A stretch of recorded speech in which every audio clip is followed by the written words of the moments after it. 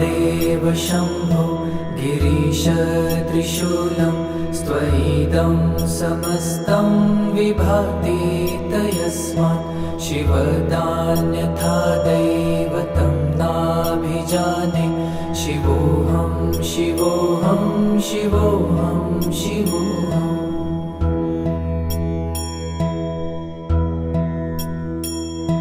यतो जयतेदं प्रपञ्चं विचित्रं स्थितिं याति यस्मिन्नेकान्तमन्ते